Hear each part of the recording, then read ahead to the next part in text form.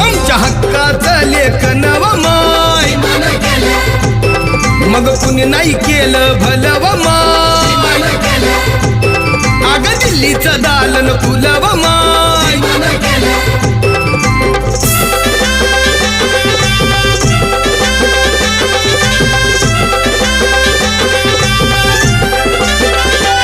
तुमच्या पोरानं शाळेत शिकावं आशाला जारीला मुकावं असं